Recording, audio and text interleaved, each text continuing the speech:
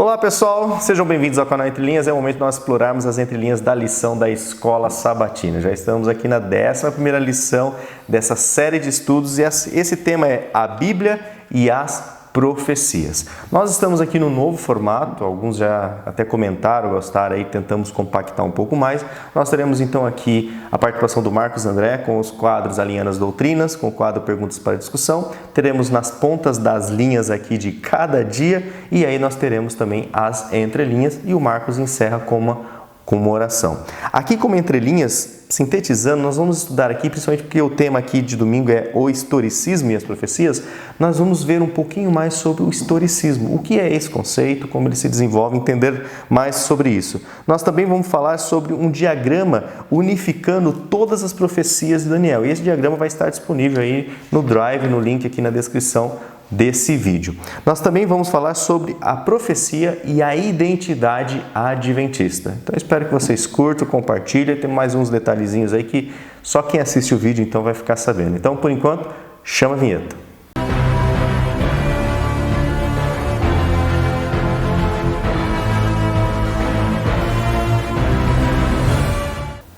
Bom pessoal, antes de nós seguirmos então aqui o nosso programa, o nosso cronograma, vamos aqui destacar alguns comentários, ler seu nome que comentou, para agradecer por você ter aí incentivado o canal, pois o comentário faz com que o conteúdo do canal seja promovido dentro da plataforma do YouTube, além, é claro, de conhecer aqui, de verificar a reação de vocês sobre o novo formato, e temos vários comentários sobre isso.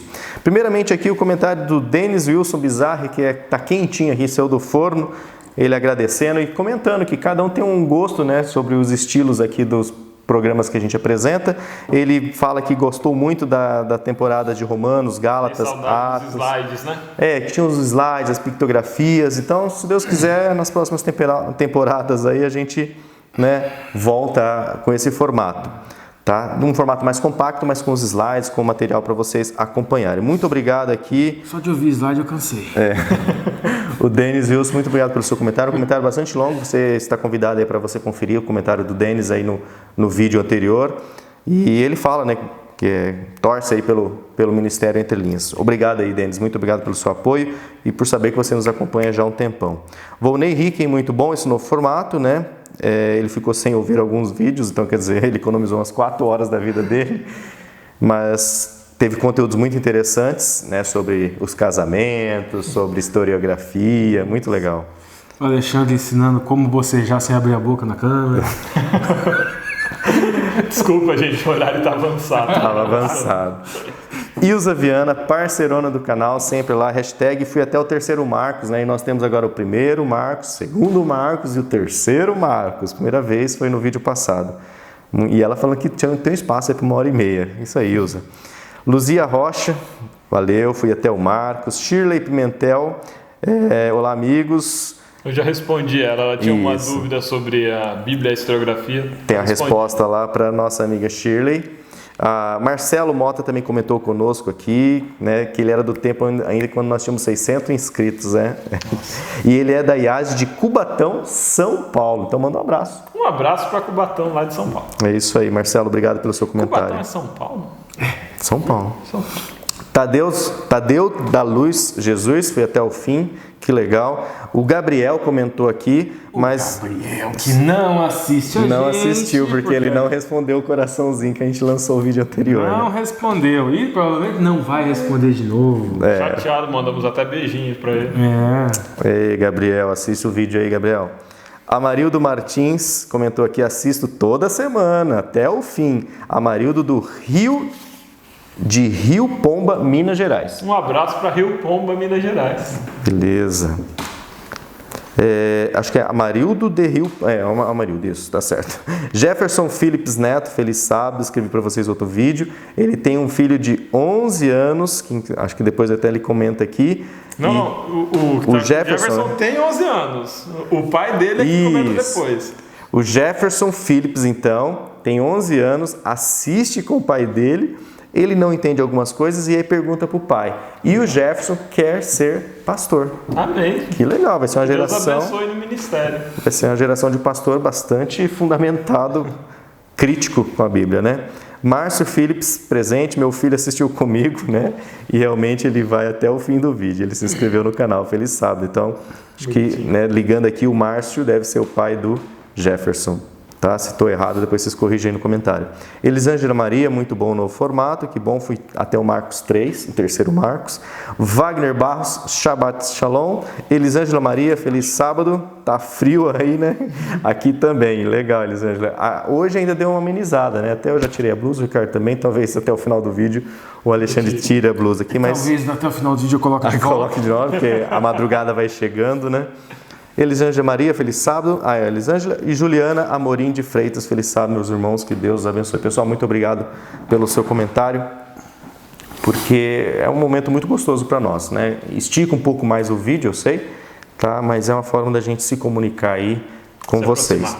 Falando nisso, né, de se comunicar, nós também temos aqui os links para os grupos nos WhatsApps, tá? Famílias Entre Linhas 1, Famílias Entre Linhas 2, e temos também o Família Admin e tem um grupo... Agora, é verdade, eu esqueci de falar. Seguinte, gente, estou fazendo um trabalho... Experimento. Não é experimento. Uma pesquisa? É um trabalho, exatamente, sobre o discurso religioso e o discurso político dentro de um gênero discursivo específico, que é rede social. Para isso... criei um grupo de WhatsApp, é o Família Entre Linhas RP, Religião e Política, onde eu coloco algumas provocações iniciais de um discurso onde é mesclado religiosidade e política, e o pessoal coloca as suas reações. Daí não é um trabalho de análise psicológica, não vamos analisar a melhor resposta, não. É livre. É livre. Para expressão. Na verdade, é uma análise dialógica, é uma análise do discurso em si, não dos indivíduos. Inclusive, para esse trabalho não vai ser preservado o nome, vai ser preservado o telefone.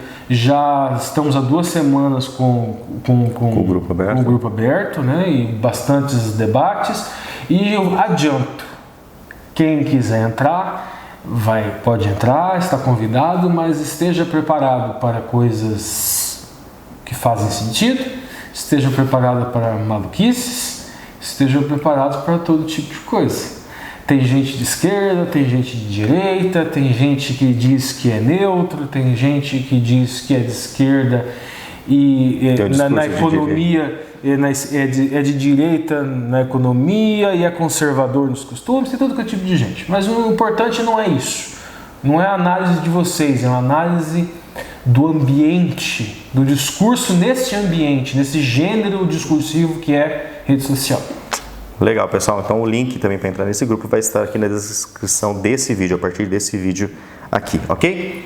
Bom, pessoal, então nós estamos naquele novo formato e agora quem começa aqui, já traz para nós o primeiro quadro aqui, é o Marcos, que vai alinhar a linha da lição. O primeiro Marcos. O primeiro Marcos, aí. Então, agora é com você, primeiro Marcos.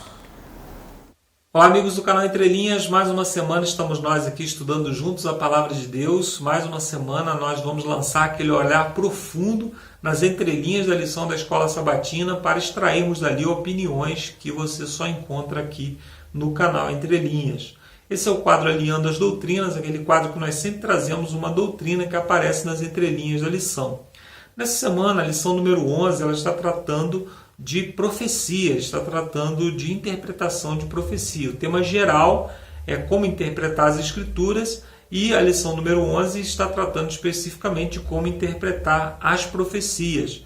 E lá na parte de sexta-feira, numa das perguntas, o autor pergunta: você não gostaria de estudar um pouco mais sobre a profecia das 2.300 tardes e manhãs?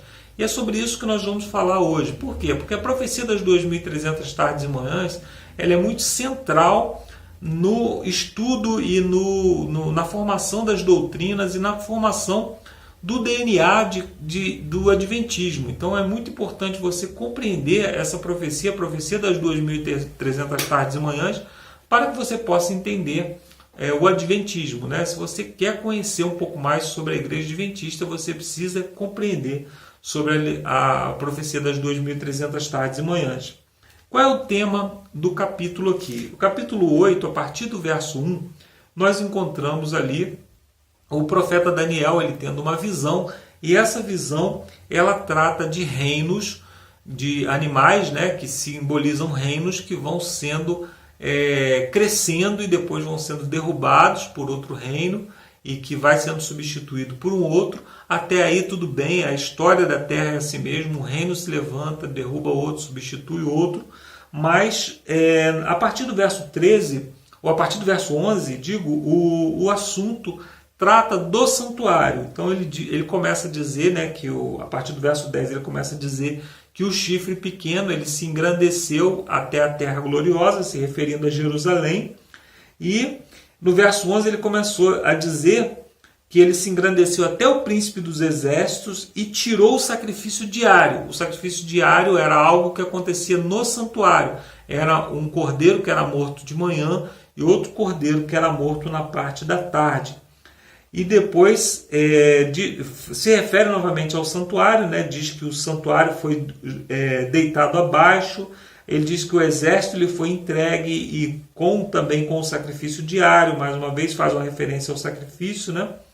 E aí o verso 13 diz assim: e depois ouvi um santo que falava, e disse a outro santo, aquele que falava, até quando durará a visão do sacrifício diário da transgressão assoladora, a visão na qual é entregue o santuário e o exército a fim de serem pisados. Então ele dá um destaque especial à parte da visão anterior que se refere ao santuário. Aí a resposta vem no verso 14, no capítulo 8, e ele disse, até 2.300 tardes e manhãs e o santuário será purificado. Essa visão ela acontece no ano 549 a.C., o terceiro ano, né, do reinado de Belsazar. E então nós encontramos aqui uma visão que ela acontece dando um prazo de cumprimento. Esse prazo é de 2.300 tardes e manhãs, que se refere a 2.300 dias. Uma tarde e uma manhã, quando nós vamos lá em Gênesis, né? Tarde e manhã do primeiro dia, tarde e manhã do segundo dia, se refere a um dia de 24 horas. No entanto, muitas pessoas, quando vão interpretar essa profecia, quando vão dar significado a essa profecia, dizem que esse texto está tratando, na verdade, de 2.300 sacrifícios, porque acontecia um sacrifício de manhã e outro de tarde, então seria 1.150 dias. Só que na Bíblia, quando se refere a sacrifício, se refere ao sacrifício da manhã e o sacrifício da tarde. Então é manhã e tarde. Mas quando se refere a dia, um dia de 24 horas, está se referindo a tarde, ou seja, parte escura, e manhã. Então inverte-se a maneira de falar. Então nós encontramos aqui uma evidência de que se trata de dias e não de sacrifícios, né, como algumas pessoas tentam interpretar, para dar significado àquela ideia lá de Antíoco Epifânio, que nós já estudamos na lição que falava sobre Daniel, né? Então, Daniel, aqui então nós estamos dando um prazo aqui de mais ou menos 6 anos, 2.300 tardes e manhãs, 2.300 dias, mais ou menos 6 anos. E o que isso significa quando nós estamos lendo essa profecia? Significa que alguma coisa vai acontecer num período de 6 anos. Acontece que ao final desse capítulo aqui, ele termina dizendo que não entendeu muito bem a visão, e no capítulo 9 ele já começa no primeiro ano do reinado de Dario, que acontece 10 anos depois, no ano 539. E nesse interlúdio não acontece nada que pudesse justificar isso aqui. Quando Daniel teve a visão, não havia templo para ser purificado, não havia santuário, ele não havia começado a reconstrução do santuário ainda.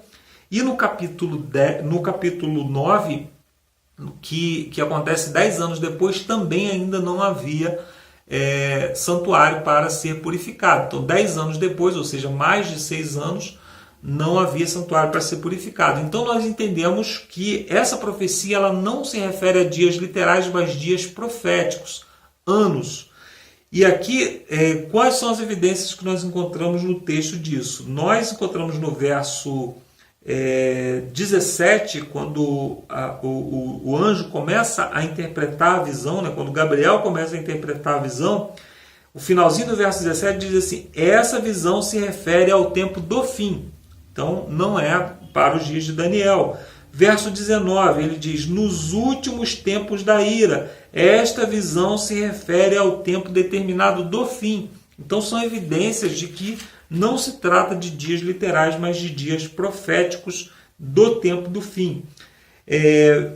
Verso 26, a visão das tardes e manhãs que foi dita é verdadeira. Tu, porém, preserva a visão, porque ela se refere a dias muito distantes. Aí o verso 27 termina dizendo assim: eu, Daniel, enfraqueci e estive enfermo alguns dias. Então me levantei e tratei dos negócios do rei. Espantava-me com a visão e não havia quem entendesse. O interessante é que quando o anjo começa a interpretar a visão, ele começa a dizer: olha, o bode significa isso, o carneiro significa aquilo. E ele foi falando em linguagem muito clara o que significava cada parte daquela visão. No entanto, a visão das 2.300 tardes e manhãs, no verso 26, ele só diz que ela é verdadeira, que se refere a dias muito distantes, mas ele não dá a interpretação. Por isso Daniel diz que não entendeu. Qual parte que Daniel não entendeu? Daniel não entendeu a parte das 2.300 tardes e manhãs, porque a outra parte o anjo já havia explicado para Daniel. Aqui no texto aparecem duas palavras que são traduzidas no texto em português como visão. Uma é razão e outra é maré. A palavra maré parece que no texto ele está sendo utilizada para se referir àquela parte que Daniel ouve os dois seres celestiais conversando. E a palavra razão parece que ele está usando para se referir a todo o texto, a toda a visão de Daniel. E Daniel então termina aqui dizendo que ele não entendeu a maré, ou seja, ele não entendeu aquela parte da audição, aquela parte que ele ouviu os dois seres conversando. Capítulo 9, Daniel está estudando os livros do profeta Jeremias, e então depois ele faz uma oração e aparece lá no verso 21, Gabriel, que ele diz assim, falava na oração quando o homem Gabriel, que eu tinha observado na minha visão. Que visão? Ele não teve visão nenhuma no capítulo 9. Então, me parece que ele está se referindo à visão do capítulo 8. Então, no princípio, veio rapidamente voando e me tocou a hora do sacrifício da tarde. Ele queria instruir-me, falou comigo e disse: agora saí para fazer entender o sentido. No princípio das tuas súplicas saiu a ordem e vim para te declarar, porque é muito amado. Considera, pois, as coisas e entende a visão. Aqui ele fala maré, a mesma palavra que Daniel disse que não entendeu lá no final do capítulo 8. Então, só para a gente entender, capítulo 8, Daniel tem uma visão que ele não compreende. Capítulo 9 tem uma explicação de uma visão que não existe no capítulo 9. Então nós podemos entender que a explicação do capítulo 9 é sobre a visão do capítulo 8. Então a base para nós interpretarmos a profecia das 2.300 tardes e manhãs encontra-se no capítulo 9, quando o anjo começa a interpretar. Ele diz: 70 semanas estão determinadas sobre o teu povo, sobre a tua santa cidade, para fazer cessar a transgressão, para dar fim aos pecados e para expiar a iniquidade, para trazer justiça eterna e para selar a visão e a profecia e ungir o santo dos santos.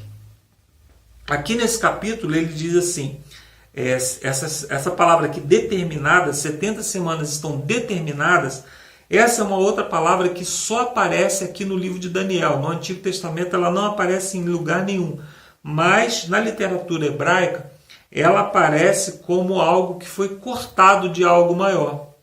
Então nós entendemos aqui, né, que é algo que foi cortado de algo maior, como um pedaço de madeira que é cortado de uma grande madeira. Aqui, então, nós entendemos que essas 70 semanas que são determinadas, elas foram cortadas de um período maior, que é o período das 2.300 tardes e manhãs. Então, a partir de quando nós começamos a contar o período das 2.300 tardes e manhãs? Do dia que Daniel teve a visão? Não. Ele diz assim, ó, verso 25, sabe e entende, desde a saída da ordem para restaurar e edificar Jerusalém até o ungido príncipe 7 semanas e 2 semanas, e as praças e circunvalações se reedificarão, mas em tempos angustiosos. Aqui o anjo diz então que quando saiu a ordem para restaurar e para reconstruir Jerusalém e também os muros da cidade, então é que começaria a contar a visão. Essa visão, essa ordem ela saiu no ano 457 a.C., quando saiu uma ordem para que eles fossem para Jerusalém e então reconstruíssem não só o santuário, não só a cidade, mas também os muros. Isso é muito importante, porque as ordens anteriores autorizavam apenas a construção do santuário. E essa ordem que foi dada pelo rei Artaxerxes é uma ordem para que eles construíssem também os muros da cidade, uma autorização para que eles construíssem os muros da cidade. Então, se nós contamos aqui 70 semanas, que é esse período aqui, a partir de 457, nós estamos chegando aos dias de Jesus, quando aparece aqui o príncipe, o ungido príncipe. Quando nós contamos o período todo das 2.300 tardes e manhãs, nós chegamos a 1844, que é quando começa o movimento adventista. Não a igreja adventista, mas o movimento onde as pessoas começam a proclamar que Jesus Cristo iria voltar, que Jesus Cristo voltaria para resgatar a igreja, para resgatar o seu povo. Esse movimento de volta de Jesus, ele havia morrido com Agostinho, porque Agostinho dizia que a volta de Jesus ela havia acontecido quando a igreja começou a se multiplicar, a pregar o evangelho. Ele dizia que isso era a vinda de Jesus. Então, as pessoas pararam de estudar sobre a vinda de Jesus. Então, quando Guilherme Miller, quando os primeiros pioneiros desse movimento, eles começam a estudar sobre a vinda de Jesus e começam a, inclusive, marcar data equivocadamente, né? O evento aconteceu em 1844, foi a purificação do santuário e não a volta de Jesus, mas eles começaram a partir dali um despertamento para falar sobre a vinda de Jesus. E isso, como eu falei, é algo que está no DNA da nossa igreja, porque a igreja adventista ela é a igreja que prega a vinda de Jesus, por isso adventista, porque são aqueles que pregam sobre o advento. Nós precisamos compreender muito mais sobre essa visão, sobre esse período, sobre as datas que estão envolvidas dentro desse período, para que nós possamos fundamentar ainda mais as nossas doutrinas e a nossa fé. Eu convido você para que você possa estudar mais sobre esse tema, para que a sua fé, para que a sua certeza no caminho que você tem andado, ele se aprofunde cada dia mais. Eu volto ainda com as perguntas para discussão e agora você fica com a lição com o Lúcio, com o Ricardo e com o Alexandre. Um abraço e até daqui a pouco. Legal, Marcos. Obrigado aí pelo seu alinhamento das doutrinas. E agora nós vamos ter aqui o quadro Na Ponta da Linha, onde nós vamos apresentar aqui um resumo, né, de cada dia da semana, qual que é o foco principal do autor. E aí nós vamos para esse giro e daqui a pouco temos aqui o segundo Marcos. Então, primeiro Na Ponta da Linha de sábado, Ricardo.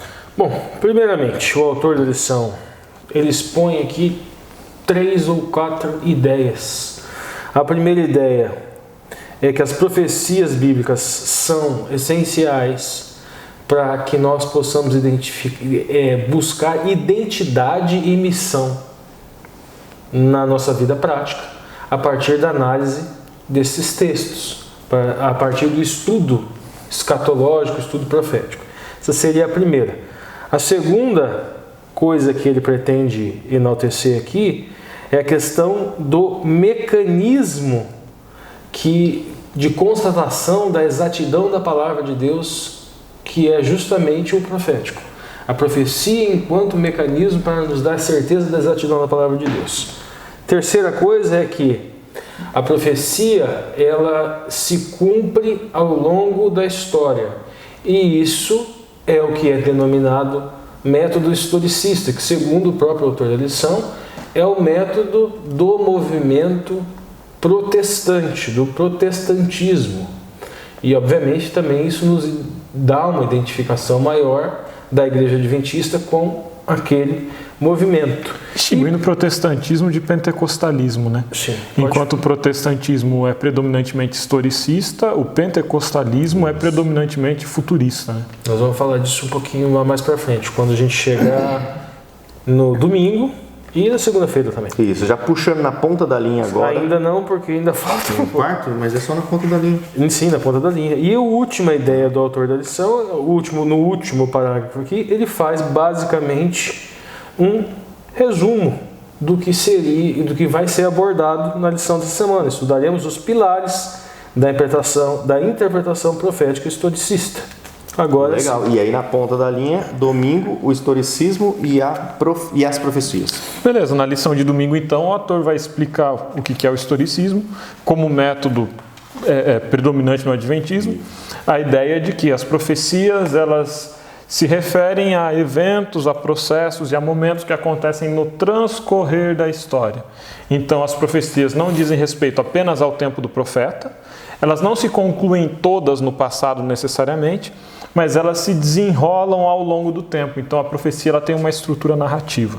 E a gente vai tentar construir essa estrutura narrativa depois na entrelinha, estudando o livro de Daniel. Né? Legal. Na segunda-feira, princípio, dia, ano, na ponta da linha, segunda-feira, Ricardo. Tá. Bom, basicamente na segunda-feira, quando se fala de o princípio de um ano, o autor da lição ele vai trazer os argumentos que possam corroborar, que possam fortalecer a ideia de que este princípio de conversão dia literal para ano, ou seja, que o dia profético, vamos dizer assim, para um ano literal, que isso realmente faz sentido. Basicamente são dois argumentos que ele utiliza. Um, que é sola escritura no verdadeiro sentido da palavra, e outro, que é deducionismo falseando sola escritura. Vamos lá. Qual que é sola escritura legítimo? Está aqui, pergunta 3. Ele cita Números 14 e 34. Que a gente vai ter nas e Ezequiel 4, 6 a 7. Que quando nós falarmos da entrelinha, nós vamos trazer aqui. Ou seja, isso daqui é aquilo que se costuma dizer o texto bíblico explicando o texto bíblico. Agora, os demais não é propriamente uma crítica, porque a dedução do texto bíblico ela é válida. Entretanto, dedução de texto bíblico não é sola escritura.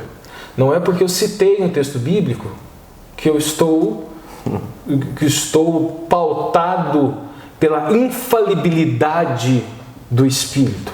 Eu posso perfeitamente, você, qualquer um posso perfeitamente, lá na dimensão do Pardes Drache, que nós vamos falar hoje também, se é possível ou não interpretar a Bíblia fora do Pardes, mesmo que sem querer. Mas isso é um outro assunto.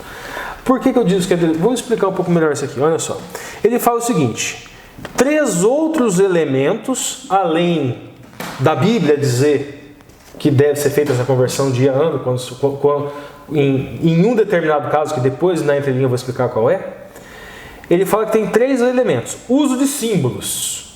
E daí ele cria um raciocínio lógico dizendo o seguinte: bom, em função da natureza simbólica dos outros elementos que estão ali circunvizinhos a esta data, 2.300 tardes e manhãs, que são simbólicos, por exemplo, animais. Bom, os animais são animais literais, são animais simbólicos. Os chifres. O chifre é literal? Não, o chifre é simbólico.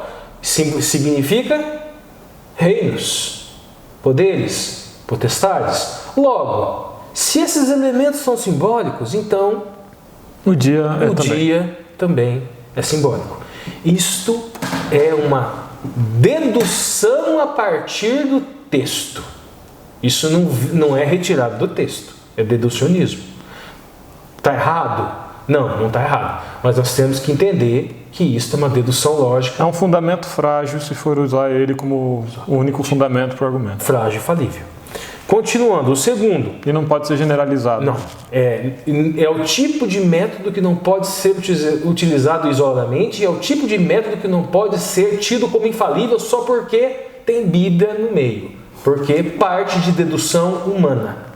Mas vamos lá. Em segundo lugar, ele fala de longos períodos de tempo. Também é falho, porque qual é o raciocínio dele? É mais ou menos assim. Bom, se a gente pensar em dias literais, o cumprimento não faz sentido. Então nós temos que pensar em anos para quando eu for criar o comprimento, analisar comprimento, fazer sentido. Problemático porque a interpretação de Antíoco Epifânio utiliza dias literais e ela faz sentido. Para quem é adepto dessa interpretação, ela faz sentido. Ou seja, para eles entendem. Esse argumento, por exemplo, para eles é totalmente inválido. Para nós, que já acreditamos, funciona. Desnecessário. Exatamente, desnecessário. Mas vamos lá, o próximo. Aí a última é expressões peculiares. Esta aqui é a mais problemática. É a mais problemática de todas, porque ele fala o seguinte, que as expressões utilizadas... Inclusive lembra outra pessoa, né? Que nós vamos falar sobre. Em outras palavras, não são normais as maneiras pelas quais o tempo é expresso nas profecias. Exemplo, 2.300 tardes e manhãs. Mostra-nos um período de tempo descritos devem ser tomados simbolicamente. Esse argumento é perigosíssimo. Porque ela é anormal. Bom, gente, é anormal. Anormal em que sentido, né? Normal para quem? Qual o critério utilizado para definir o normal e o anormal? E por que é que nós devemos utilizar este critério de normalidade e anormalidade? Qual a base escriturística para isso? Acredito que o primeiro problema que surge aqui é quando você vai lá comparar com o número Ezequiel. Porque no número Ezequiel vai falar tantos dias te dei, cada dia por um ano. Não fala tantas tardes e manhãs. Fala dias.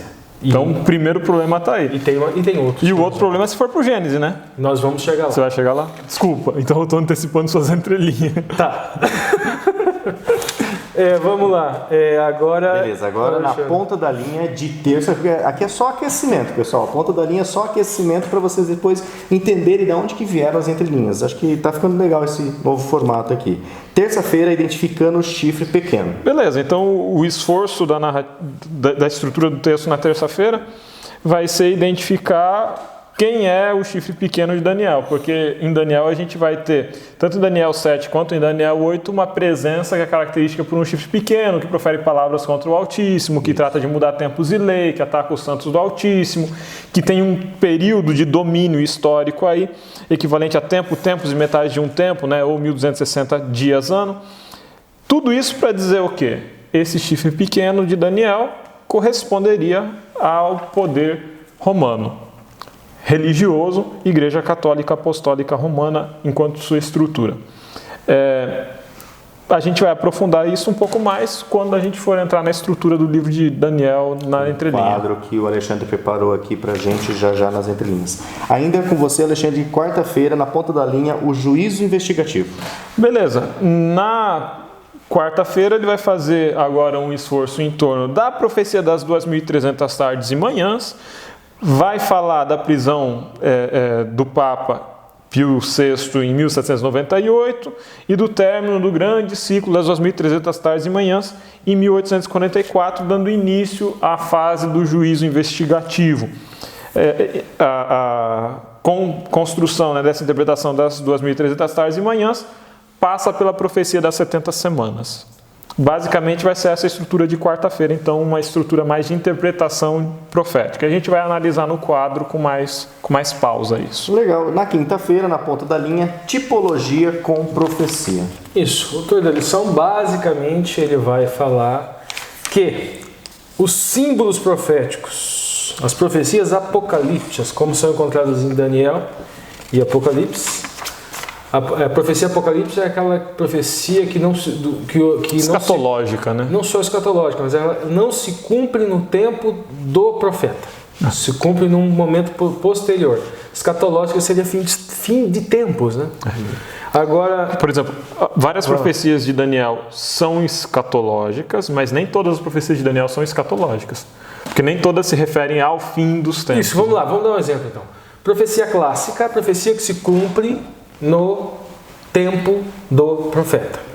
Profecia apocalíptica, ela não se cumpre no tempo do profeta. E ela pode ser escatológica, ou seja, para o tempo do fim, ou necessariamente ela pode também não ser escatológica. Por exemplo, ela não se cumpriu no tempo de Daniel, mas se cumpriu antes do tempo do fim. E aí, futuro para Daniel. E por isso ela é apocalíptica. Então nós poderíamos dizer que existe apocalíptica escatológica e apocalíptica não escatológica.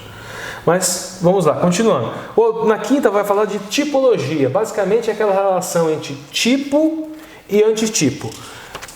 Nós vamos trabalhar com o método Pardês para mostrar isso, e uma das perguntas que nós vamos também responder, que eu acho que o Lúcio não falou no começo da lição, é se é possível ou não estudar o texto bíblico, estudar a profecia sem utilizar Pardês. Nós vamos responder isso. Aí o autor da lição, ele traz a tipologia do Antigo Testamento quando ela é aplicada ao Messias. Ele traz na pergunta 7 o sinal de Jonas, que é encontrado em Mateus 12, 14, que assim como Jonas passou 3 dias e 3 noites no ventre do peixe, assim também seria o sinal que seria dado pelo Messias é para 3 dias e 3 noites sepultado. Os ossos que não seriam quebrados, que é uma característica messiânica que nós identificamos também. Que era uma característica do cordeiro sacrificial, né, lá do rito. Isso. Aí a serpente no deserto, aquela história de que Moisés fez uma serpente e todas aquelas pessoas de metal, e todas aquelas pessoas que olhavam para aquela serpente se curavam em razão das picadas que eles tinham de animais peçonhentos, de serpentes peçonhentas no deserto, e eles se curavam só de olhar para a serpente. Assim, o Messias também seria um símbolo de cura para o pecado. E nós temos em Romanos de Adão e Moisés, que também seriam símbolos que indicariam também o Messias, e o Cordeiro de Deus, que é um símbolo ao sacrifício do Cordeiro no Mishkan Kodesh, que o Messias seria aquele sacrifício que viria a cessar o Corban. Tudo isso aqui é relacionado com tipo e antitipo. Cordeiro, tipo, o Jesus, antitipo. Adão, tipo, Jesus, um novo Adão, antitipo, assim por diante. Basicamente é isso. Legal. E agora na sexta-feira, quem traz aqui que não é na ponta da linha, mas são as perguntas para discussão, que é novamente o Marcos, ou o segundo Marcos aqui do vídeo. Então agora é com você, segundo Marcos. Olá amigos, chegamos à parte de sexta-feira, aquela parte onde o autor deixa um pequeno resumo daquilo que foi estudado durante a semana e também deixa algumas perguntas para que possamos refletir sobre como o estudo da lição interfere na prática no nosso cristianismo, na nossa maneira de ver o mundo ao nosso redor. Ele deixa aqui uma pequena tabela, né, que traça um paralelo entre Daniel 7 e Daniel 8, mostrando o cumprimento histórico desses capítulos, que na verdade ainda estão em cumprimento, né? E mostra também que esse método, o método histórico, ou método historicista, é o melhor método para interpretar essas profecias e também as outras profecias bíblicas, né? Na pergunta para discussão, a pergunta para consideração aqui, ele continua com o mesmo tema, né? E diz que o método historicista é revelado em Daniel 2, quando aparece ali uma sequência, né, ininterrupta de impérios que começa na antiguidade e termina com o reino de Deus. Então o Senhor Deus, né, nos deu a chave para interpretar a profecia. Poucos usam o método historicista. O que isso mostra sobre a condição do cristianismo atual e por que esse fato confirma a relevância da mensagem adventista. Quando o autor fala aqui de chave para abrir a profecia, toda profecia, ou quase todas as profecias bíblicas, elas têm uma chave para que você possa ir lá e destravar a profecia. Essa chave, ela diz para você para onde olhar e quando olhar. Isso é muito importante para que a gente não interprete a profecia a partir da nossa própria opinião. Onde que está a profecia, a chave da profecia de Daniel 2? A partir do verso 37, Daniel começa a dizer assim: tu, ó rei, falando para Nabucodonosor, rei da Babilônia, é rei de reis. Aí ele fala ali da glória do reino da Babilônia, né? E ele termina o verso 38 dizendo assim: tu és a cabeça de ouro. Então eu não posso afirmar que a cabeça de ouro é qualquer outra coisa que não o reino da Babilônia, porque o próprio texto está dizendo isso: tu és a cabeça de ouro. Aí no verso 39 ele diz: depois de ti se levantará outro reino inferior ao teu, e um terceiro de bronze. E o verso 40 diz: e um quarto reino se levantará forte como ferro. Então o texto está dizendo que a estátua, cada parte da estátua representa um reino que se levantará em sequência, um depois do outro. Então apresenta aqui o método historicista. Eu posso interpretar de outra forma? Não, porque eu estaria ferindo o texto. O apóstolo Pedro, lá em 2 Pedro, no capítulo 1, verso 21, ele diz que nenhuma profecia das Escrituras é de particular elucidação. Ou seja, eu não posso começar a interpretar o texto a partir dos meus próprios métodos, a partir das minhas próprias ideias.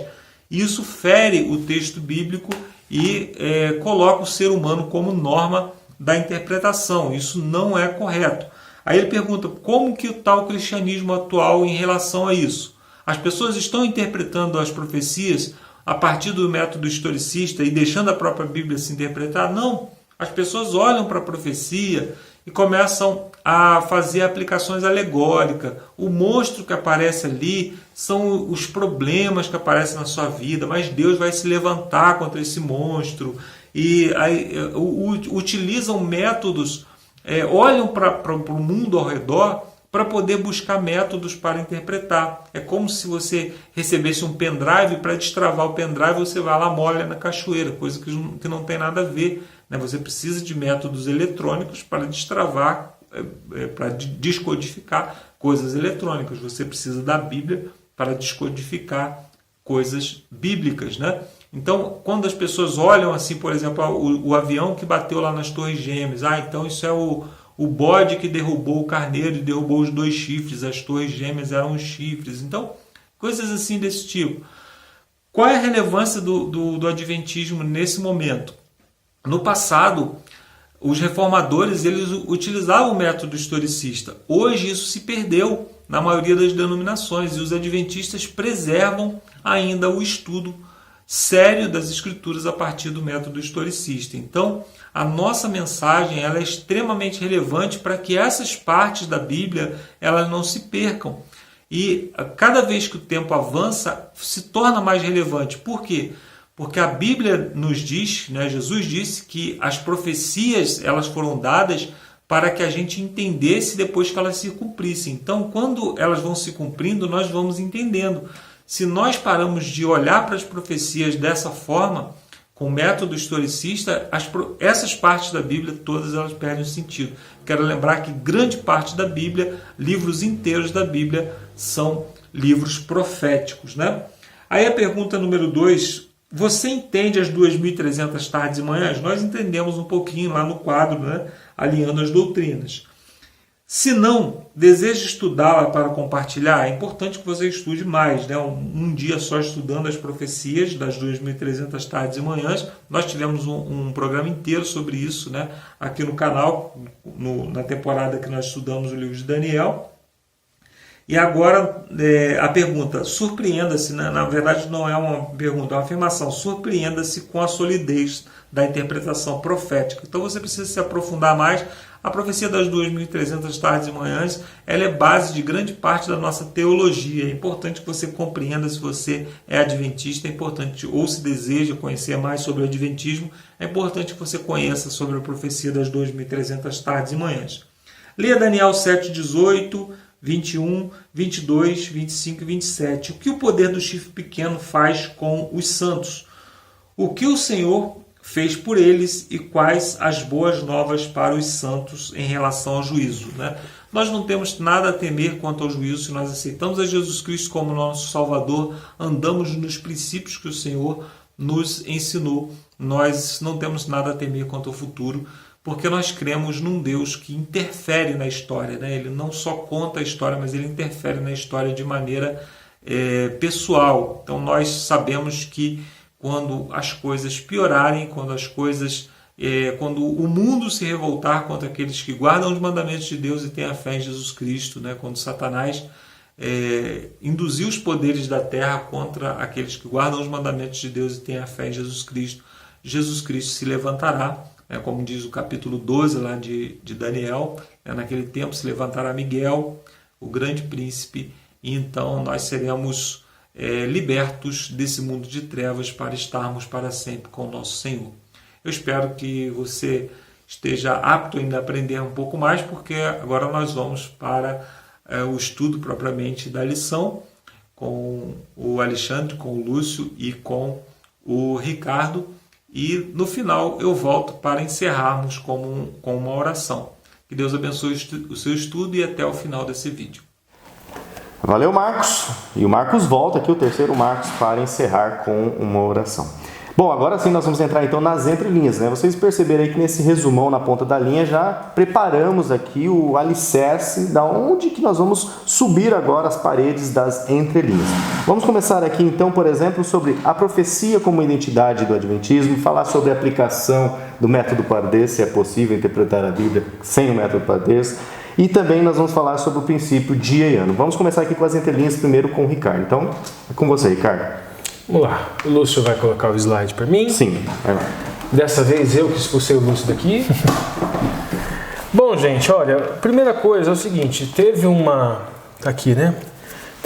pergunta que é de um rapaz, eu vou deixar isso mais para o final quando for falar de tipologia.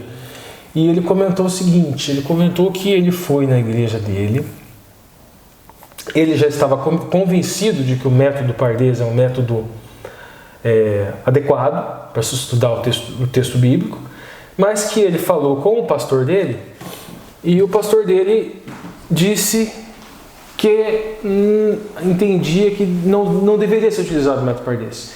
E eu vou falar hoje, desenvolver o raciocínio hoje, de que, gente, é impossível você não usar Pardês. Tá? Eu vou falar isso quando chegar lá na quinta-feira, quando for falar do assunto de quinta-feira. Agora, a primeira coisa, gente, a questão de identidade, questão muito importante aqui, entre profecia e identidade, não é a questão do adventista se identificar como protestante. Não é a questão que as profecias e a utilização do método historicista, ela vai remeter o adventismo ao protestantismo. O mais importante no sentido de profecia e identidade, entendo eu, podem discordar, podem concordar, é a questão de milênio no céu e milênio na terra. Haverá um momento, no final, no fim do tempo do fim, onde esse detalhe profético que fala de milênio no céu ou milênio na terra será o divisor de águas daqueles que irão identificar o falso Messias, saberão que aquele é o falso Messias e seguirão os seus falsos ensinos, os seus falsos desígnios, e aqueles que identificarão que aquele não é o Cristo, que é o anticristo. E os sinais serão justamente esses, de crer em um milênio aqui na terra. Aquelas características do Messias vindo nas nuvens e não colocando os pés no chão. Aquela alegoria do casamento judaico, onde o noivo vinha buscar a noiva, mas ele vinha carregado. Esta simbologia associada ao milênio nos dá uma identidade e a capacidade também de identificar o Cristo no fim do tempo do fim. Esta seria a primeira coisa. Quando nós falamos de princípio dia, ano, eu falei lá do autor da lição que ele desenvolve dois argumentos. Um argumento que eu digo, que podemos dizer que é o argumento forte, que é o argumento sola escritura. Por que eu posso acreditar no princípio de conversão dia, ano, quando se fala de profecia? Porque a Bíblia fala isso. Em uma condição específica, que o autor da lição ele não destaca, que é suma importância vocês destacarem. E eu vou dizer qual é. Nós vamos ler o texto e vocês vão ver isso. Olha só. Ezequiel, primeiro em Números, né? Eu estou vendo aqui. Tá. Vamos lá, agora está certo. Vamos primeiro em Números 14, 34. Olha só. Segundo o número dos dias em que expiastes. Então está falando sobre o que, gente? Expiação. Esta terra é 40 dias. Cada dia representa um ano. Levareis sobre vós as vossas iniquidades 40 anos. Muito claro. E conhecereis o meu afastamento. Então, o que Números? Aqui o que Bamidbar fala? Quando estamos falando de expiação, quando estamos falando de iniquidade, então é feita a conversão dia, ano. Agora vamos lá para Ezequiel. O grande problema de Ezequiel, gente, é que o pessoal costuma estudar Ezequiel, analisar a profecia de ano, e eles começam do versículo 6, Ezequiel 4, versículo 6, e a chave para entender está no 5. Olha aqui, ó. Porque eu já te tenho fixado os anos de sua iniquidade, conforme o número dos dias, 390 dias. Levarás iniquidade da casa de Israel. E quando tiveres cumprido esses dias, tornar-te-ás a deitar sobre o teu lado direito, levantarás a iniquidade e levarás a iniquidade da casa de Judá 40 dias. Um dia te dei para cada ano. O que Ezequiel, de forma idêntica, com Números, está tratando? Expiação de pecados. E está tratando de iniquidade. Então, o ponto principal, quando nós falamos do princípio dia-ano, é expiação de pecado e iniquidade. Isso vai nos remeter a uma tipologia específica. Qual é a tipologia? O Yom Kippur, ou seja, a festa judaica da expiação de pecados, onde o Mishkan Kodesh, onde o santuário era purificado, onde a iniquidade do povo cessava. Dia profético. Então nós temos o que? Na dimensão remês, sola escritura, argumento mais do que seguro e mais do que legítimo na dimensão remês, alegoria. Hidrash, nós fizemos o que aqui? Nós não fizemos comparação de versículo, nós analisamos números e nós analisamos Ezequiel. Então, na dimensão drash, que é a dimensão de comparação de versículos, nós também tivemos confirmação do princípio dia-ano, porque nós comparamos números e Ezequiel. E a mesma informação nós encontramos. Há alguma coordenada oculta aqui? Não. Mas este princípio dia-ano, ele serve de método para nós encontrarmos o oculto em outros textos. Aonde que nós vamos encontrar o oculto? No caso aqui, nós vamos encontrar em Daniel, capítulo 8, 14. Até 2.300 tardes e manhãs, o santuário será purificado. O significado oculto em Daniel, capítulo 8, ou seja, o significado sod, em Daniel, capítulo 8, versículo 14, só é possível de ser encontrado Se antes disso você fez o quê? Você, na dimensão drástica, comparou números com Ezequiel. Na dimensão remês, você identificou que dia profético equivale alegoricamente a um ano. E você leu literalmente o que falava nesses textos. Isso é o que corrobora para o princípio de ano. Qual é o grande perigo? E principalmente neste ponto que nós encontramos aqui, expressões peculiares. O Alexandre já adiantou um detalhezinho pequeno, mas nós vamos continuar. Veja bem, gente, expressões peculiares. Em outras palavras, não são normais. Por exemplo, 2.300 tardes de manhãs. Então o autor da lição fala que 2.300 tardes de manhãs é uma forma anormal. Então, se é uma forma anormal, então significa que porque é anormal, é profético. Próximo slide, Lúcio. Quem defende esse tipo de pensamento é o pastor jubilado, não deixa de ser pastor, continua sendo pastor. É um pastor que, inclusive, ele tem pensamentos muito polêmicos e ele defende que, quando estamos falando de tempo profético, nós temos que analisar a tal da peculiaridade.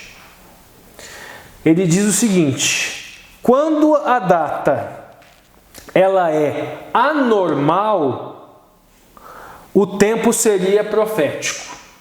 E daí um dia equivaleria a um ano.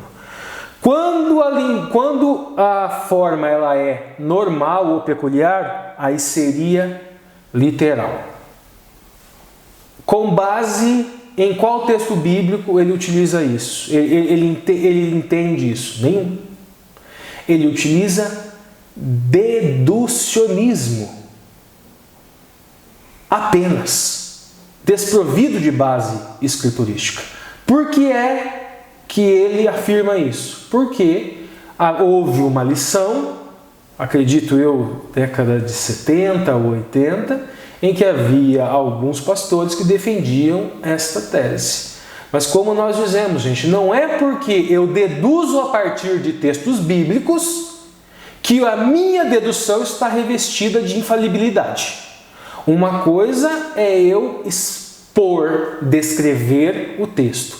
Outra coisa é eu impor o meu raciocínio utilizando argumentos bíblicos. São duas coisas distintas que devem ser separadas. Quando eu falo da aplicação do método Pardês, gente, é porque o método Pardês é coisa de judeu. E infelizmente existe o conceito pré-concebido com relação àquilo que é judaico, como se o Messias não fosse judeu, como se a Bíblia não tivesse sido escrita em hebraico, como se os apóstolos não fossem judeus, como se aquela chamada seita do caminho e o concílio de Jerusalém não fosse todo ele feito num ambiente judaico. Não disse farisaico. Uma coisa é ambiente judaico, outra coisa é ambiente farisaico. São duas coisas completamente diferentes. O Pardês, o grande problema é ser utilizado com elementos que são incompatíveis com o Adventismo. Por exemplo, o Cabalá. Eu já falei aqui no canal antes. Numerologia, para mim, não é compatível com o Adventismo. Mas necessariamente, Pardês não é Cabalá. E é interessante, Ricardo, porque as mesmas figuras que vão falar contra o Pardês, na semana seguinte fazem sermão baseado em numerologia, falando, porque 7 é número de divindade, blá, blá, blá, blá, blá, blá. 666 é número do babilônico, do panteão. Não. 666, porque o homem foi criado no 6º dia da criação, então é número de homem. Bom, gente, então agora a última coisa é o seguinte. Na quinta-feira a gente tem tipologia. Tipologia, basicamente, a noção de tipo e a noção de tipo, basicamente, é a dimensão remês do método Pardês. Nós temos inúmeras alegorias bíblicas. O texto bíblico foi escrito para se desenvolver esse raciocínio alegórico, para nós transitarmos isso. Quando se fala em profecia de Oséias, Todos os atos simbólicos de Oséias remetem a alegorias do Messias. Quando Oséias vai atrás de uma esposa de fama duvidosa, ou seja, uma prostituta, era o quê? Era o Eterno que ia atrás de Israel, e Israel rejeitando o Eterno e se prostituindo com idolatria. Isso é o quê? Isso é alegoria, isso é remês. Isso é a segunda dimensão do Pardés. Quando nós falamos do sinal de Jonas associado ao Messias, 3 dias e 3 noites ficarás no ventre do peixe. E agora eu vou trazer aqui, na quinta-feira, a entrelinha da entrelinha. Opa! É só chamar de parábola, Ricardo. Chama de parábola que ninguém briga mais. Tá certo, mas as parábolas é a dimensão ali mesmo, gente. É Jesus se utilizando da segunda dimensão do Pardés.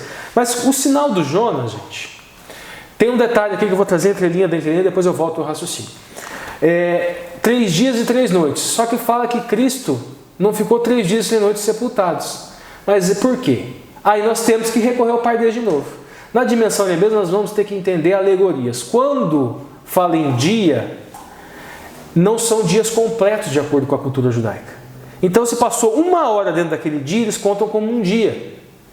Então por isso, mesmo que não tenha dado o total de horas completo de 3 dias que Cristo passou sepultado, se conta como 3 dias. Então aí nós estamos estudando também alegorias, figuras de linguagem, características culturais que podem mudar o significado.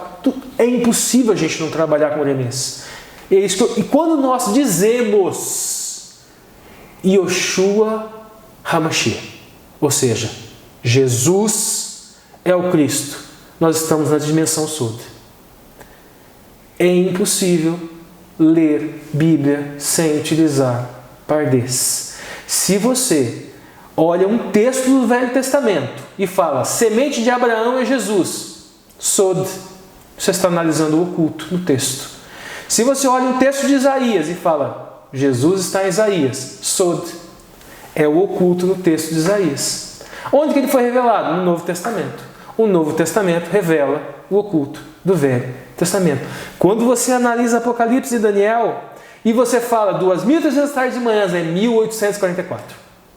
1844, sinal identificativo da igreja escatológica remanescente dos últimos dias. Você está na dimensão Sod. Você está na dimensão oculta. Você está olhando o oculto em 2.300 tardes e manhãs, identificando o povo remanescente, identificando o povo de fim, o povo do tempo do fim, a partir do texto, utilizando todas as outras dimensões passadas. Bom, gente, basicamente é isso que eu tenho para hoje.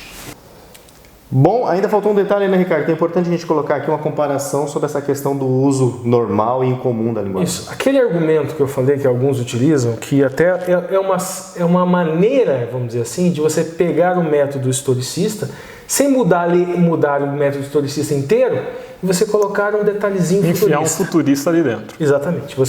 Essa distinção enfia um futurismo tenta enfiar um futurismo sem desconfigurar o método historicista. É um hibridismo bem problemático. Então, aquela história, dia profético é quando é falado de forma estranha.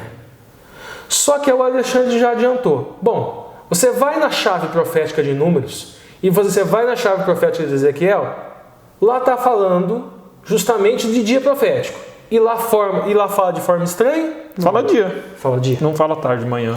E quando a gente vai para o Gênesis, ainda o agravante, no Bereshit fala Vayeri Erev, Vayeri Voker, Yom Ehad. E houve tarde e houve manhã do dia primeiro. E lá é profético? Está numa forma incomum, né?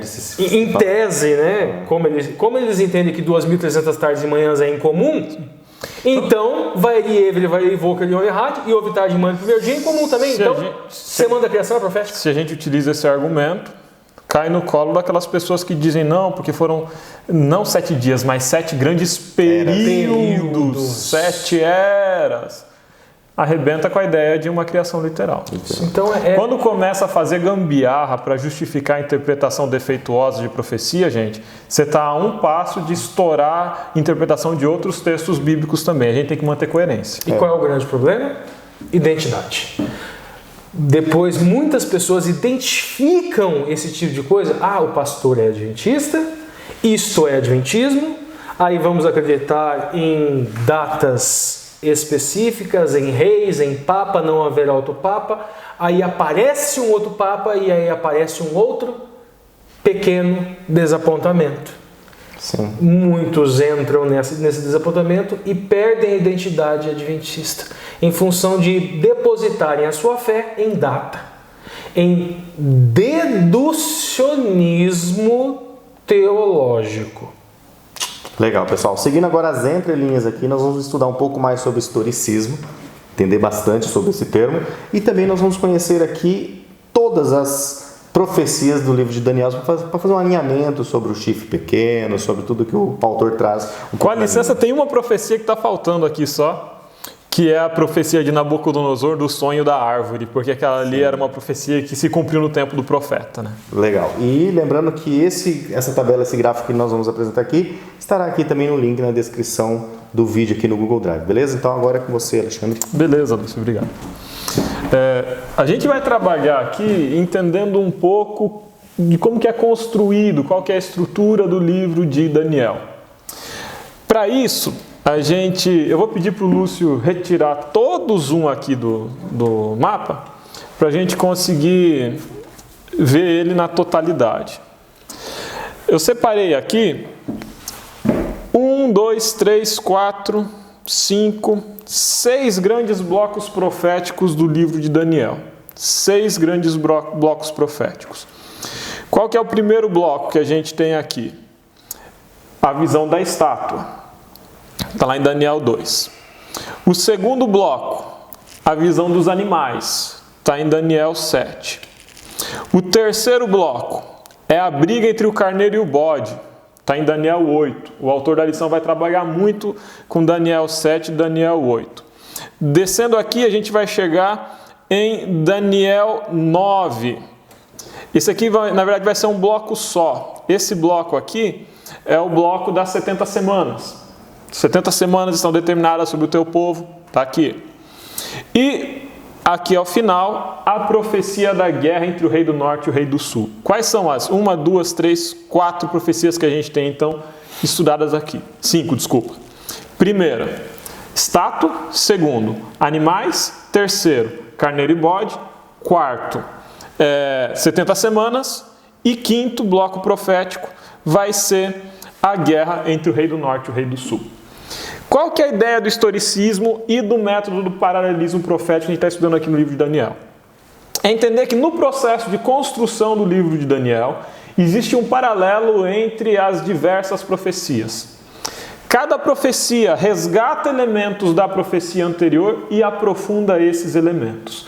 Então, se a gente encontra as imagens proféticas, os grandes símbolos, a gente percebe que são símbolos diferentes se referindo aos mesmos personagens históricos. E dentro do método historicista, a gente alinha eles ao longo do tempo, começando com Babilônia e se estendendo até o juízo à volta de Jesus. Eu sei que aqui no vídeo vocês não conseguem ver com tanta clareza. O que eu peço para vocês fazerem em casa? Baixem, entrem no link, para agora um pouquinho o vídeo, entra no link, baixa, você vai conseguir ter esse PDF e ver o todo. Eu demarquei em verde no PDF aquilo que é não interpretação minha, não interpretação de ninguém. É textualmente citado na Bíblia. Está verde aqui, não é carga de interpretação. É comprovado textualmente. Fechado. Isso. Aquilo que está em amarelo aqui são referências em que um texto faz referência a outro texto. E a gente consegue construir uma interpretação com razoável solidez. Drache. Beleza. E aquilo que está em cinza, que está marcado com marcador em cinza, são partes em que eu imponho interpretação a partir do texto, tentando entender referências da história no texto. Seria a dimensão... Remes. Beleza, então a gente está usando o Pardê sem saber aqui. É o que eu faço. Beleza. O primeiro bloco profético, eu vou passar por todos os blocos proféticos de forma sucinta, tá? Mas no gráfico você vai ter os textos e as referências. No primeiro bloco profético de Daniel, a gente tem a cabeça de ouro, o peito de prata, as coxas de bronze, as pernas de ferro, os pés de barro misturado com ferro e uma pedra cortada sem auxílio de mão. Daniel 2 começa lá no 38 e vai até o 44. A gente tem aqui já a revelação no livro de Daniel, explicando qual que é a primeira parte da estátua. Tu, ó rei, és a cabeça de ouro. Então, a partir de Daniel, capítulo 2, versículo 38, a gente consegue identificar que Babilônia, Nabucodonosor, é a cabeça de ouro, a primeira parte da estátua. Daniel identificou Sod, O primeiro. o oculto. No primeiro. O oculto do primeiro. A gente avança para o livro de Daniel, capítulo 2, versículo 32, tem coxas de bronze. E em Daniel, capítulo 2, versículo 39, essas coxas de bronze têm uma característica. Elas dominam sobre toda a terra. A gente vai ver como essa característica é importante depois. Pernas de ferro, Daniel 2,33. Característica específica, ela quebra e esmiuça. Os pés de barro com ferro, reinos divididos. Apesar de tentarem se unir com um casamento, não são uníveis. E por fim, uma pedra cortada sem auxílio de mão estabelece um reino eterno em Daniel 2,44.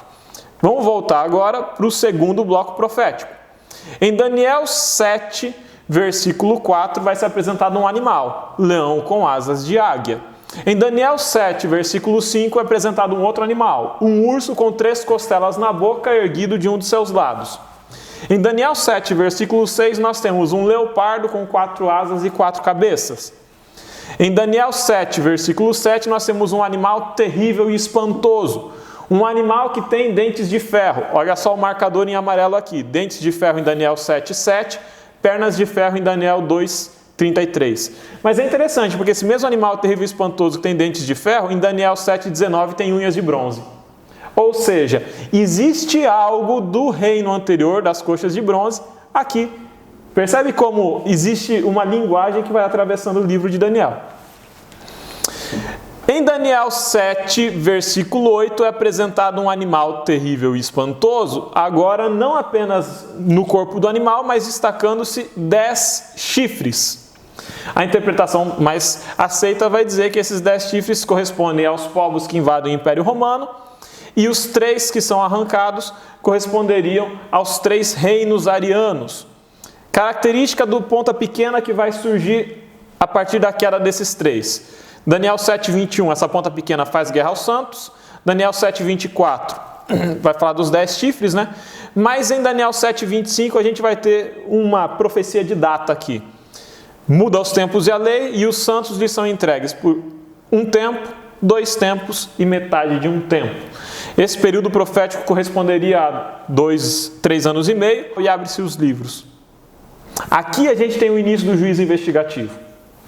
Em Daniel 7, 13 a 14, a gente tem a segunda parte do juízo.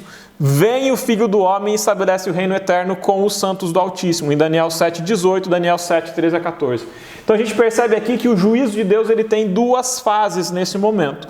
Por uma parte a gente tem um juízo investigativo e por outra parte a gente tem a volta de Deus estabelecendo o juízo eterno. Só um detalhe. Ricardo vai falar. Aí cessa Yom Kippur, fim de expiação de pecados, aí entramos em milênio. Quando fala em 1000 anos, já está feita a conversão de anos, não há necessidade. Sim. E não há mais necessidade também de expiação de pecados. Cessou a iniquidade. Ótimo. Vamos descer mais um pouquinho? Agora a gente vai para o próximo bloco profético, o terceiro bloco profético que a gente está estudando, Daniel 8. Daniel 8 tem um detalhe interessante. Ele já foi dado essa profecia no tempo da Média e da Pérsia. Então, ela já nasce da segunda etapa, do segundo bloco. Se você for ver, a gente está alinhando aqui o carneiro com 2 chifres, um maior que o outro, não ao leão, mas ao segundo animal, que é o urso com 3 costelas na boca. Olha que interessante, em Daniel 8:3 vai falar que esse carneiro tem 2 chifres, um maior que o outro. O urso com 3 costelas na boca, ele é erguido de um dos seus lados. Um animal corresponde ao outro. Outra característica, em Daniel 8:3 fala que esse carneiro ele conquista Ocidente, Norte e Sul. Quando a gente vem aqui para o urso, ele tem 3 costelas na boca, Ocidente, Norte e Sul. É possível identificar, dessa forma, o carneiro com 2 chifres ao urso com 3 costelas, que está identificado também ao peito de prata. Percebe como existe um paralelismo na estrutura profética de Daniel. Em Daniel 8:20 é identificado textualmente. A gente não precisa dar identidade para esse animal, porque o próprio texto já dá. Daniel 8:20 vai falar que eles se correspondem aos reis da Média e da Pérsia.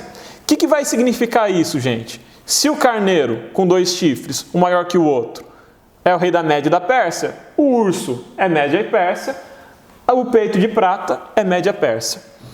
Daniel 8:5 vai apresentar outro animal, um bode com um grande chifre, que depois se quebra e se tornam 4 chifres. Daniel 8:8, 4 chifres. Característica do leopardo, ele tem 4 asas. Então a gente entende que o bode corresponde ao leopardo, que corresponde às coxas de bronze da estátua. Em Daniel 8:21 é identificado textualmente quem é o bode com o grande chifre.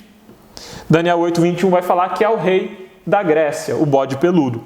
Então a gente entende que bode, leopardo e coxas de bronze correspondem ao mesmo império, rei da Grécia. O grande chifre a gente vai saber, Alexandre o Grande. Ele ser quebrado é porque Alexandre o Grande morre. Os 4 são os 4 reinos helenistas que surgem a partir da desagregação do Império Macedônico. A partir do bode, ou seja, a partir da Grécia, não há mais referência textual para identificar império. Significa que, a partir daqui, a gente começa a ter divergências em relação à interpretação. Qual que é a interpretação que nós partimos? É de que o animal terrível e espantoso vai corresponder a Roma, Império Romano. Quando chegamos aqui, na dimensão Sod, nós não trabalhamos mais com base escriturística.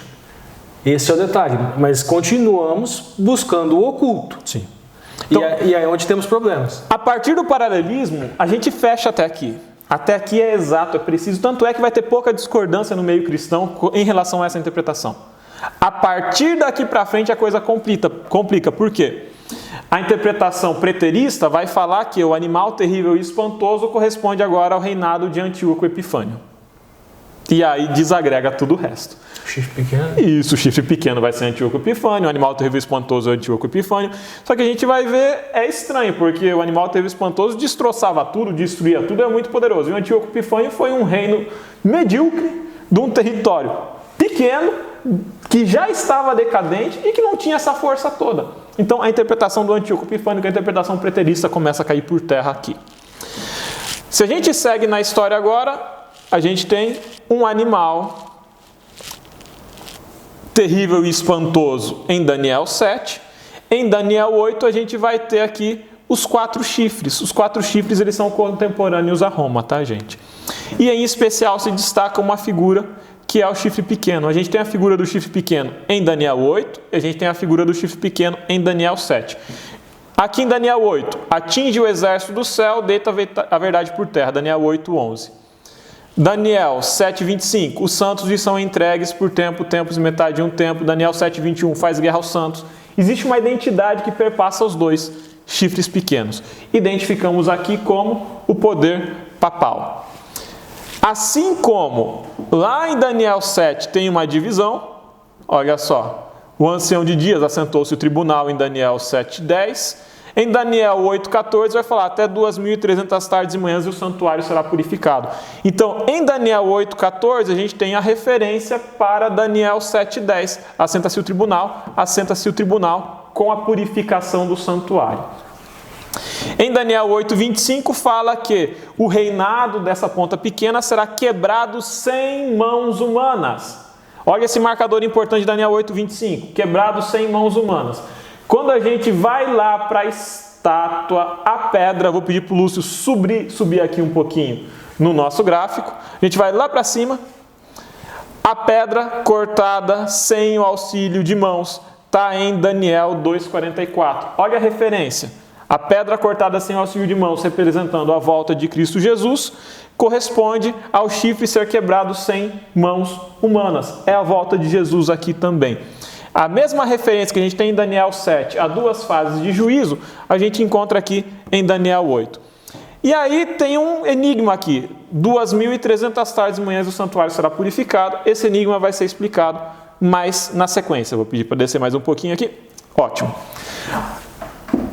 Daniel vai ter uma pergunta, ele vai fazer uma oração, ele vai ficar muito angustiado. Essa oração está lá em Daniel 9, de 1 a 19. E em Daniel 9, 24 a 25, começa a chegar a resposta.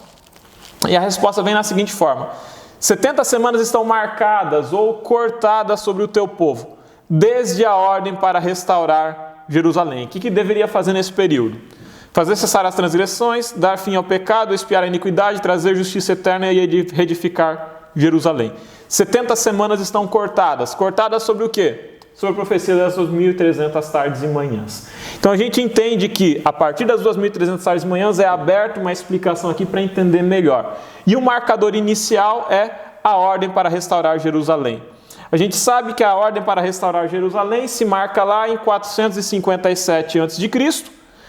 Se a gente estende 457, 2.300 tardes e manhãs ou dias proféticos para frente, a gente chega em 1844.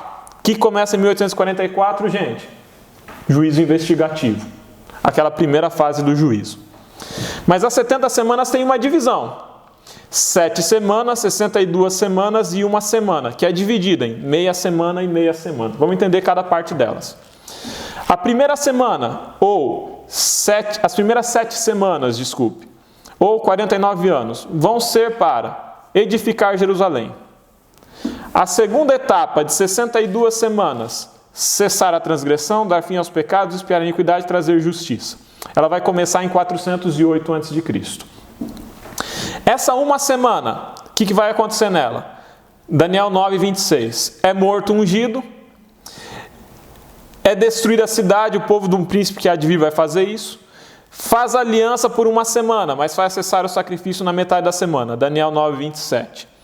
O que a gente tem o início dessa semana? 27 depois de Cristo, com o batismo de Cristo Jesus. O meio da semana acontece em 31 depois de Cristo. O que acontece aqui no 31 depois de Cristo? A crucifixão de Jesus. E o fim da semana acontece em 34 depois de Cristo, com o apedrejamento de Estevão e o início da pregação aos gentios. Vamos descer aqui mais um pouquinho. E agora a gente chega na grande polêmica de Daniel, que é a guerra entre o rei do norte e o rei do sul. Eu não vou ter condições de tempo de, nesse vídeo, aprofundar na guerra do rei do norte e do rei do sul. A gente já tem um vídeo sobre a guerra do rei do norte e do rei do sul lá no livro, na lição de Daniel. Então, volta para a lição de Daniel e assiste aquele vídeo se quiser. O que a gente tem de geral aqui? Em Daniel 11, a gente vai ter uma profecia que se refere a duas figuras, rei do norte e rei do sul. 2 daqueles 4 chifres que saem do Império Greco-Macedônico. A gente entende rei do norte como sendo Seleucidas e rei do sul como sendo o Egito Ptolomaico. Ainda 3 reis se levantarão na Pérsia. Pérsia está citado textualmente, então é a coisa mais fácil. A gente alinha isso aqui lá com o peito de prata, com o urso com 3 costelas e com o carneiro com 2 chifres. Daniel 11, 2. Esse rei poderoso com o reino quebrado e repartido em 4. Isso está em Daniel 11, 4. Esse repartido em 4, a gente alinha facilmente esse rei poderoso repartido em 4 ao Império Helenístico com Alexandre o Grande. Rei Norte e Rei Sul, por exemplo, portanto, vem de 2 desses 4. Norte, Seleucidas e Sul, Egito Ptolomaico. Até aqui, não há controvérsia praticamente em termos de interpretação. Todo mundo vai concordar, até os preteristas concordam nisso. A briga começa daqui para frente. Eu não vou entrar nas outras interpretações, porque a gente não tem tempo para isso.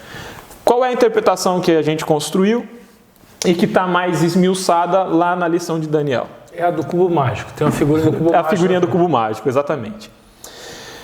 Outras personagens entram em cena. Em Daniel 11:18 fala de um príncipe. Nós identificamos esse um príncipe como Pompeu. Quer saber por quê? Vai lá para a lição. Fará passar um exator pela terra gloriosa. Esse exator aqui se refere a um recenseamento, de quando Jesus nasce. Isso acontece no reinado de Octávio Augusto. Então, aqui a gente entende que não se fala mais de rei do norte e rei do sul, mas de outras figuras que entram na profecia.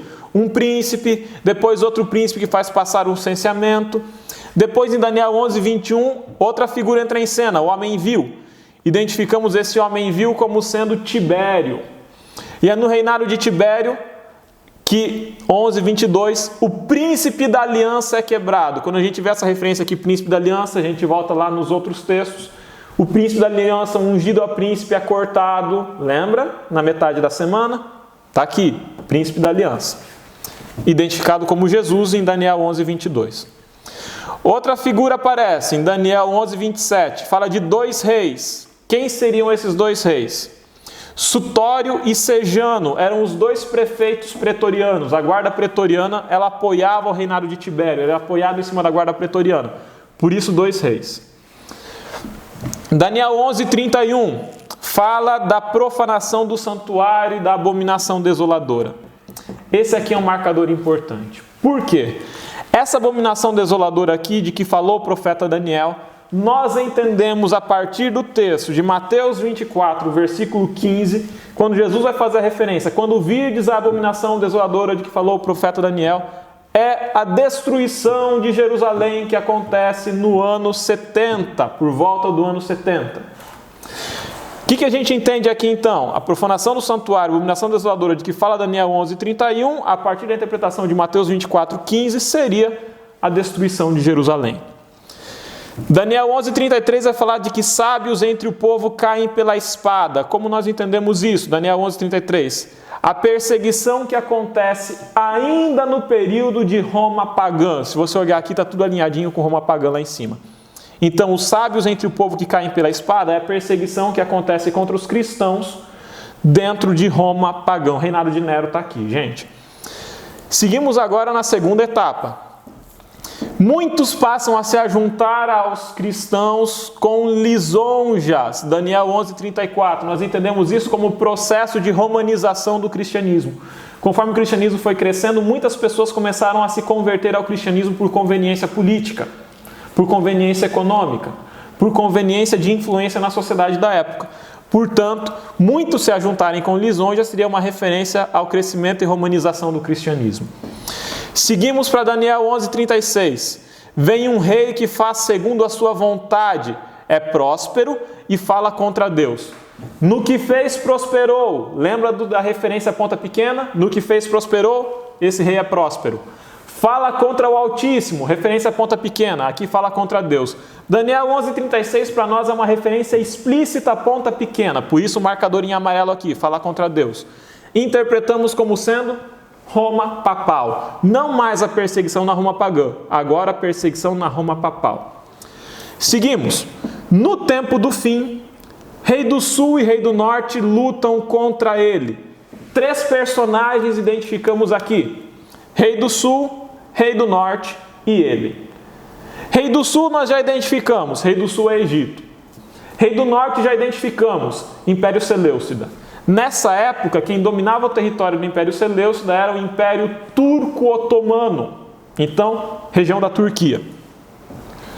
E ele? Quem seria esse ele aqui? Para entender, vamos para o marcador no tempo do fim.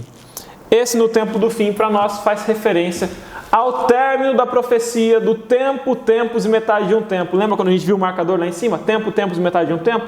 Termina em 1798. Portanto, está falando já do contexto da Revolução Francesa. Tempo do fim seria um marcador de referência a esse período. Quem seria ele aqui? O inimigo que uniu egípcios e turcos foi Napoleão Bonaparte. Napoleão Bonaparte invade o Egito, invade a região da Palestina e é confrontado tanto por egípcios quanto por turcos. Então nós entendemos aqui que ele seria Napoleão Bonaparte. Rumores do Oriente e do Norte fazem com que ele se retire. Daniel 11:44. Quais seriam esses rumores do Oriente e do Norte? Primeira interpretação: Inglaterra fazendo uma invasão naval no Egito e o Império Turco fazendo uma contraofensiva na região da Palestina. Segunda interpretação: rumores do Oriente e do Norte seriam Inglaterra, que está ao norte da França, Áustria e Rússia, Império Austríaco e Império Russo, que estão ao oriente da França, invadindo a França, confrontando a França, forçam Napoleão a sair da região da Palestina e retornar para a França para defender o seu território. Interessante, se a gente segue aqui, a gente tem a mesma divisão entre juízo investigativo e juízo final. Em Daniel 12:1, Miguel se levanta. Se levanta para quê? Entrar no Santíssimo e julgar, iniciar a expiação cósmica, dia da expiação cósmica. Aqui seria um marcador para 1844, Daniel 12, Miguel se levanta. E por fim, Daniel 12, 1-2 fala de um tempo de angústia e posterior ressurreição. Se fala de ressurreição, está falando do último marcador, que é já a volta de Jesus e o estabelecimento de um reino eterno na terra.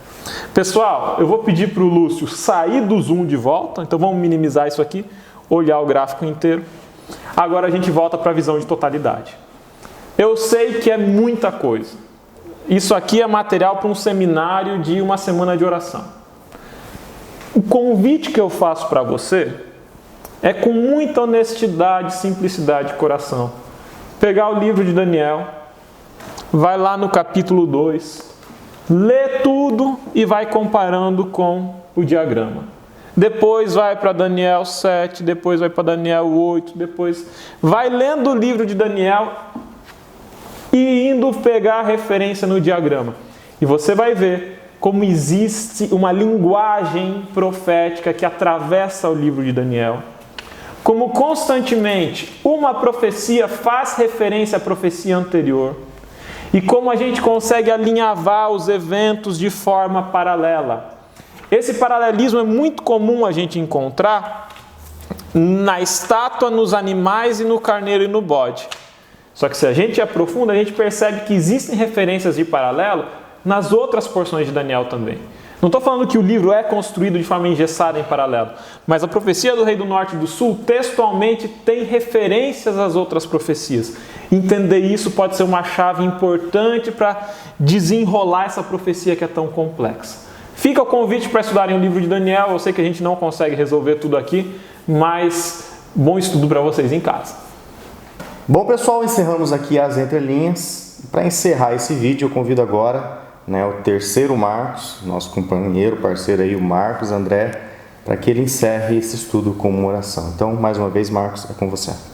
Isso aí, amigos, infelizmente chegamos ao final de mais uma lição, chegamos ao final de mais um vídeo e certamente você aprendeu alguma coisa nesse vídeo, como nós também aprendemos, e eu gostaria muito que você compartilhasse aqui nos comentários o que você aprendeu hoje, o que você não sabia e agora sabe, ou por que essa lição, por que esse estudo foi relevante para você. E também que você compartilhasse isso com outras pessoas, né? Porque nós aprendemos para poder compartilhar com outras pessoas. Deixe aí o seu comentário, mas agora chegou aquele momento que nós vamos orar para que o Senhor nos dê discernimento para aprendermos cada dia mais sobre a sua palavra. Vamos orar? Santo e bondoso Deus, muito obrigado porque o Senhor tem sido maravilhoso ao nos indicar o caminho que nós devemos seguir através da Tua palavra e tem nos dado discernimento para compreender, Senhor, aquilo que a Tua palavra nos diz. Nós te pedimos, Senhor, pela fé que nós temos no nosso Senhor Jesus, que o Senhor continue nos guiando até o encontro final contigo. Nós te pedimos, Senhor, que as incertezas desse mundo, as dificuldades desse mundo nunca venham a dificultar e fraquejar a nossa fé, mas que possamos, Senhor, cada dia aprender mais sobre o Teu trono, sobre a Tua justiça e sobre aquilo que o Senhor espera de nós enquanto estamos aqui nesse mundo. Ajuda-nos, Senhor, a passar por esses momentos difíceis que nós estamos passando e nos salva para o Teu reino. É o que te pedimos em nome do nosso Senhor e Salvador Jesus Cristo. Amém. Obrigado, amigos, e até a semana que vem. Valeu, Marcos. Obrigado por sua participação, por sua preciosa colaboração, que tem enriquecido aqui o conteúdo do canal. Obrigado pela sua oração, obrigado por você que está assistindo, que tem aí contribuindo, compartilhando, se manifestando através de comentário, de like, participando nos grupos do WhatsApp. Muito obrigado por isso. Na verdade, a gente quer contribuir um pouco para a edificação, para que você se aproxime da palavra de Deus. Espero que a gente esteja, e a gente sente que a gente está atingindo esse objetivo. Muitas pessoas estão compreendendo mais, principalmente nós três aqui, o Marcos também, nós estamos aprendendo muito e compartilhando com vocês. Só um apontamento, Lúcio. Eu passei por muitas profecias de forma muito rápida, preocupado assim, a gente tem que se manter dentro do tempo. Lê o livro de Daniel com calma, vai digerindo isso devagar, que você entende. Assiste a série. Assiste a série. Reassiste. Que dá de entender, mas vai devagar. Um capítulo depois do outro e a gente chega lá. E o Espírito Santo vai iluminando e vai fixando um pouquinho. Que às vezes você não entendeu nada, mas como a gente falou aqui em off, ou seja, dessa sua fala, às vezes um pequeno grão é fixado nas nossas ideias. E isso já é suficiente. Muito obrigado, pessoal. Então, nós temos a 12ª lição, já encerrando esse trimestre praticamente, que nós vamos falar como lidando com passagens bíblicas difíceis. Espero que você já esteja aí com o seu novo manual, Fazendo Amigos para Deus, a alegria de participar de sua missão, que esta será a nova série aí do canal Entre Linhas. Então, por enquanto, fiquem na paz, se protejam, cuidem dos seus queridos e fiquem com Deus. Tchau, tchau.